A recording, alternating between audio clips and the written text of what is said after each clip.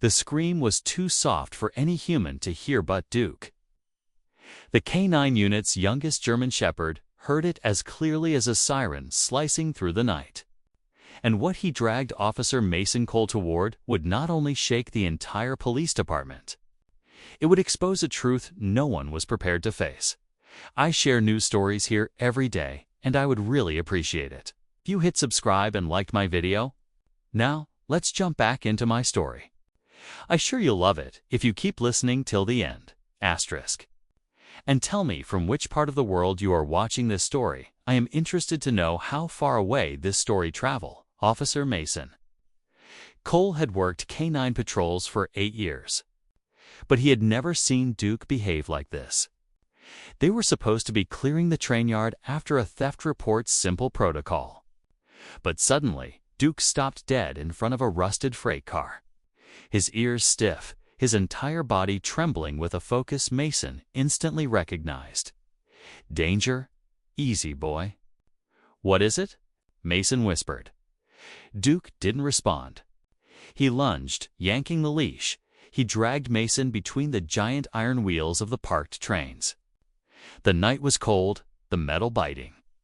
Somewhere in the distance, a train horn howled, rumbling the rails beneath their feet. Mason pulled his flashlight, sweeping the beam over the gravel. Duke, slow. But Duke tore toward the tracks ahead, barking so fiercely that Mason felt each bark in his chest. Something was wrong. Very wrong.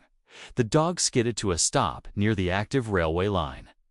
His low growl vibrated like a warning drum. Mason followed the beam of his flashlight. Pros.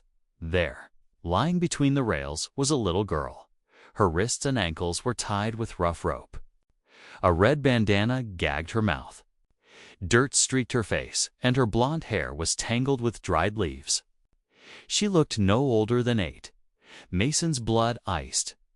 Oh my God. He dropped to one knee. Sweetheart, don't move. I'm here to help.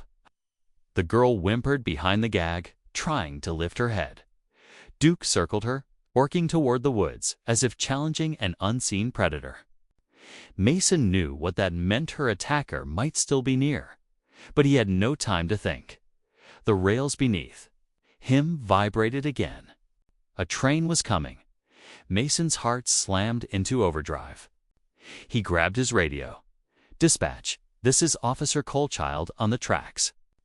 I need immediate track. Shut down, repeat. Shut down static. Nothing. The radio signal was dead. Damn it. He looked up the tracks 200 yards away. A bright headlight tore through the darkness like a burning eye. The rumble grew louder. They had less than a minute. He sliced through the rope at the girl's wrists, then her ankles. His hands shook.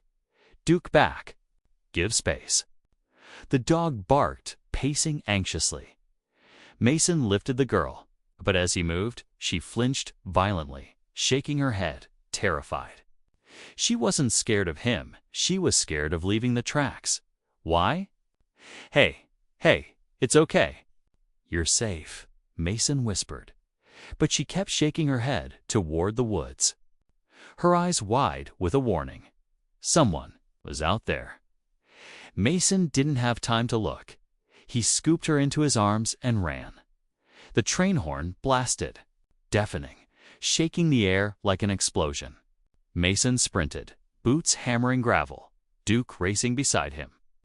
The metal rails screamed beneath the oncoming weight. 50 yards. 30. He cleared the tracks as the locomotive roared past behind them, wind slamming into his back.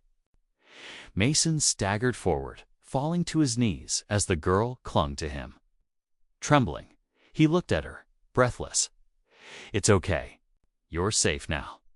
But the girl lifted a shaky hand and pointed at the tree line. Her voice cracked through the gag. Hey, still. Here, and just then, Duke spun toward the woods, teeth bared because someone stepped out from behind the trees. Asterisk. Duke's snarl cut through the night like a warning alarm. Mason rose to his feet slowly, positioning himself between the little girl and the shadowy figure stepping out from the trees. The man wore a black hoodie, dirt-stained jeans, and a mask that covered everything but his eyes. Cold, focused, and terrifyingly calm, Mason drew his weapon. "Police, don't move." The man didn't flinch. Instead, he tilted his head slightly, as if studying Mason. And then, without warning, he sprinted back into the woods. "Duke, track," Mason commanded. The German Shepherd exploded forward, a blur of fur and muscle, darting into the trees after the masked man. Mason knew Duke was fast, but the woods were thick, dark, and twisting. He lifted the girl again. She clung to him so tightly he could feel her tiny heartbeat pounding against his chest. "I've got you," he whispered. "I promise." He carried her toward the service road lit by the distant glow of industrial lamps. Finally, his radio crackled to life. "Officer Cole, we lost your signal. Do you require backup?" "Yes," Mason barked. "Suspect fleeing into the South Woods. Child recovered and alive. Need medical and ground units now. Units en route." The girl tugged at Mason's sleeve, her voice barely audible. "To Duke." "Hey, he's brave, he sure is." Mason managed a small smile. "He'll be okay." But inside, anxiety gnawed at him. Duke had chased armed suspects before, but this man.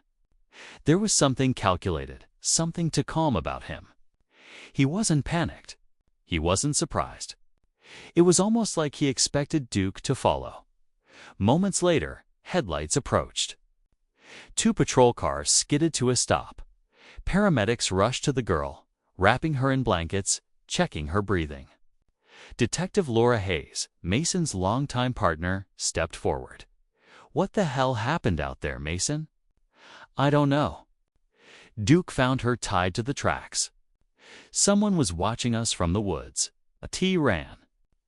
Duke went after him. Laura exhaled sharply. "We need to find them before a sudden, distant bark split the air." Then another, then a yelp. A painful, abrupt yelp. Mason's voice cracked. "Duke."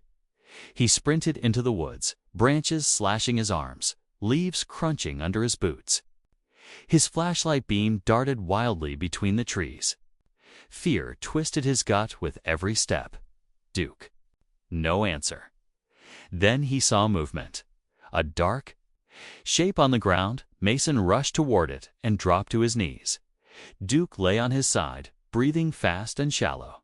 A long gash marked his shoulder, blood soaking into his fur. But he lifted his head weakly when he saw Mason. "Oh, buddy," Mason whispered, hands trembling as he checked the wound.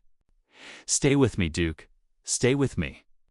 Laura and 2 officers arrived seconds later. "Get the canine medic," she shouted, but Duke wasn't looking at Mason. He was staring past him toward a tree. Mason followed his gaze. Carved into the bark with a knife was a message. "You took her. I take something too." Laura's face paled. What is that supposed to mean? Before Mason could answer, the little girl wrapped in blankets, escorted by paramedics, stepped into the clearing. She stared at the carved message, her eyes filling with tears. "That man. He's not after me," she whispered. "He's after you." Mason froze. "Me? Why?" The girl swallowed hard. "Because my mom tried to protect us. And he thinks you helped her." Mason's heartbeat thundered in his ears. "What's his name?" Laura asked gently. The girl looked up, voice trembling. "Lucas." "Lucas Cole." Mason staggered back. His last name? His brother's name? No, his brother died in a fire 15 years ago. The little girl's final whisper shattered. "Everything. He's alive. And he wants you both." Asterisk, thanks for watching till end. Please like and subscribe my channel. I will be very thankful to you.